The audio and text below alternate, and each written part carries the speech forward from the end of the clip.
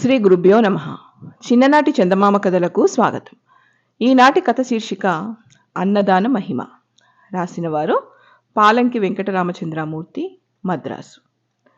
పూర్వం ఒక బ్రాహ్మణుడు ఉండేవాడు. వేళగాని వేళ తన ఇంటికి ఎవరు వచ్చినా వాళ్లను తను ఎరుగకపోయినా సరే ఆదరించి భోజనం పెట్టేవాడు. ఒకవేళ ఇంటికెవరూ రాకపోతే వీధి వెంట పోయే వాళ్ళని పిలిచి అన్నం పెట్టేవాడు. ఇలాగా చాలా కాలం జరిగాక ఒకనాడు ఆయనకు అన్నదానం వల్ల వచ్చే పుణ్యం ఎలాంటిదో తెలుసుకోవాలని బుద్ధి పుట్టింది. ఎవళ్లను అడిగినా చెప్పలేకపోయారు. ఒక ఆయన ఏమన్నాడంటే, అన్నదాన మహిమ చాలా గొప్పది. దానిని వర్ణించాలంటే కాశీ అన్నపూర్ణకు తప్ప ఇతరులకు సాధ్యం కాదు. మీకు తెలుసుకోవాలని ఉంటే స్వయంగా ఆ అన్నపూర్ణాదేవిని అడిగి తెలుసుకోండి అని సలహా ఇచ్చాడు. అన్నపూర్ణ అంటే కాశీ విశ్వేశ్వరుని భార్య అయిన పార్వతీదేవి అన్నమాట. ఆవిడకు కూడా అన్నదానం అంటే ఎంతో ఆసక్తి. అందుకనే కాశీలో ఎవరికీ అన్నం లేకుండా పోదు. మన బ్రాహ్మడు కాశీ వెళ్ళి గంగ ఒడ్డున కూర్చుని పార్వతీదేవిని గురించి గాఢంగా తపస్సు చేయసాగాడు. దేవి అతని తపస్సుకి మెచ్చుకుని ప్రత్యక్షమై నీకేం కావాలి అని అడిగింది.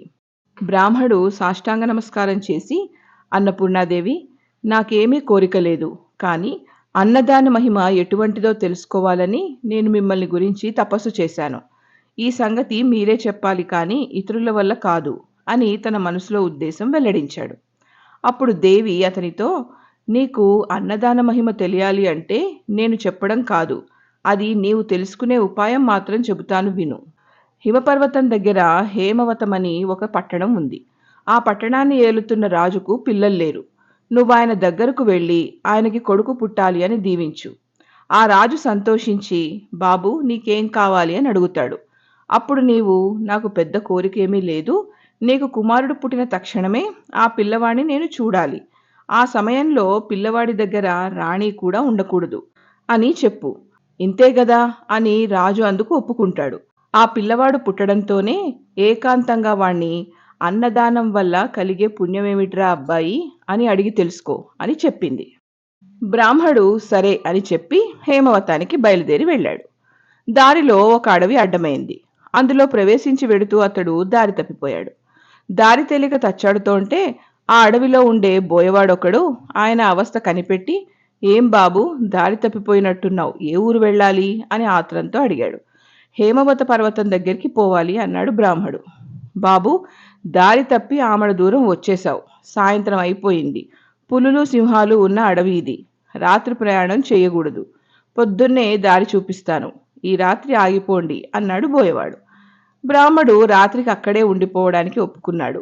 అప్పుడు బోయవాడు ఆయనను తన చేను వద్దకు తీసుకుని వెళ్ళాడు. చేను దగ్గరికి వెళ్లడంతోనే బోయవాడు తన ఇంటికి అతిథిగా వచ్చిన ఆ బ్రాహ్మణుడికి భోజనం ఏం పెడితే బాగుంటుంది అని ఆలోచించాడు. ఆనపకాయలు, కందికాయలు, పెసరకాయలు కావలసినవన్నీ ఉన్నాయి గాని వాటిని ఉడకేసుకోమని ఇవ్వడానికి వాడి వద్ద కొత్త కుండ లేకపోయింది.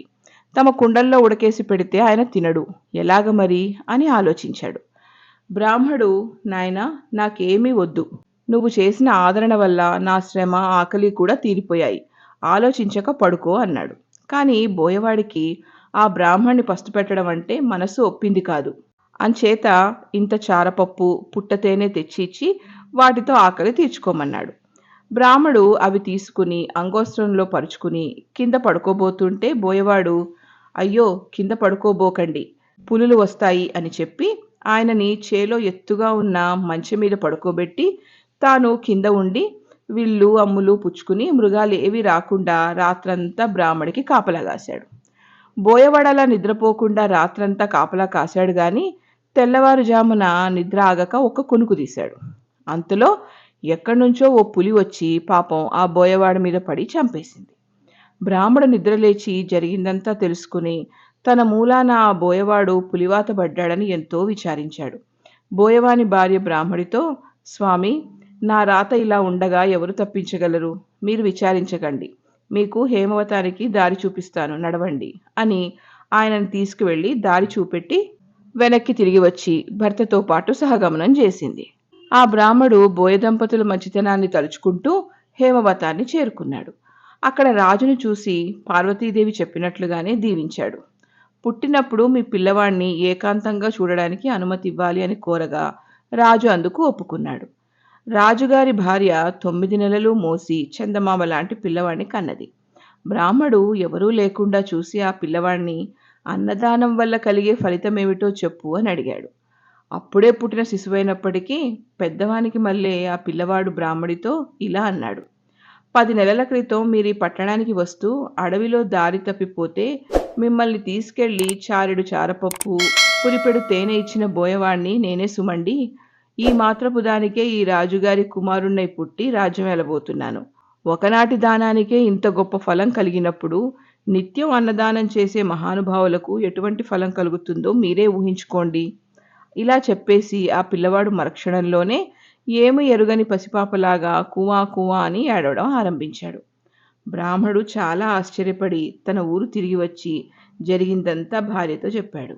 ఆ దంపతులు అప్పటినుంచి విడవకుండా అన్నదానం చేస్తూ ధనధాన్య సమృద్ధి, పుత్రపౌత్రాభివృద్ధి కలిగి సుఖంగా ఉంటున్నారు. ఇంతటితో ఈ కథ కంచికి, మనం ఇంటికి.